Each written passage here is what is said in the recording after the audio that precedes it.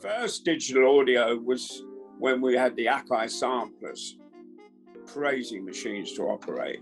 They weren't really musical instruments. For instance, the time stretching on the pitch change was done in percentages, and that had a tiny little screen on it. You'd go down on that thing in the rack and you'd be kneeling down there for hours, fiddling with it to get it right.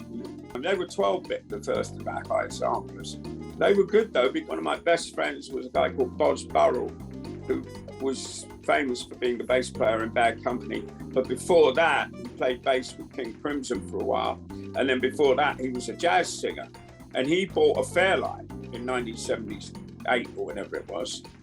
And of course, we plugged a microphone into it. Hello, press the key. Hello, hello. Whoa, that was scary.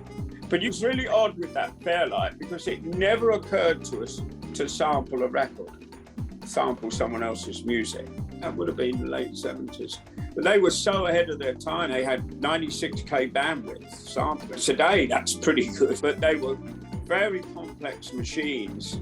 When it arrived, all we had was this screen with a pen that you could touch screen, a keyboard, and this big box with Winchester drives in it. And so we had a few little instructions.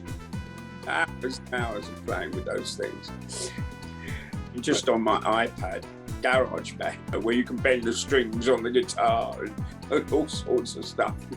So, yeah, I know. So like now you mentioned like you're primarily, is Cubase and Logic Pro your main two workstations? Well, they were for a long time. I used Cubase before it was called Cubase, when it was Pro 16 and then Pro 24.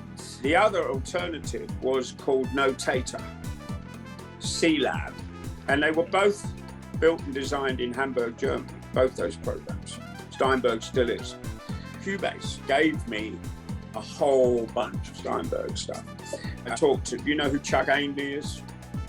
Yes. I talked to him at a Steinberg gathering a few years ago. He uses Nuendo in the world of Pro Tools. He said, because I think it sounds better. I think he's right. I think the Steinberg audio engine is probably the best digital audio engine out there, especially on a Mac. But of course, they work on PCs as well, whereas Logic does not. Right, it's purely Apple. I decided to get a degree in music information technology because I thought I've either got to just stick to playing keyboards or I've got to learn this stuff. So I learned what digital audio was. I learned about acoustics, which was a nice bonus, and about computers. And at our college, we had these Sun Microsystems, big SPARC stations running Unix, which is what an Apple runs on now.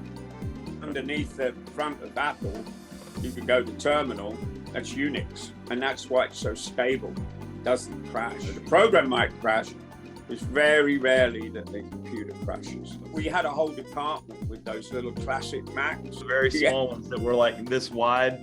The first one I got in 1987 didn't have a hard drive. It had 2 floppy drives. They only held 800K.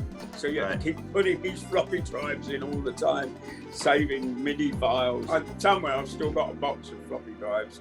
Never ever get the information off of them. But when digital came along and it started to accelerate, then everything started to change.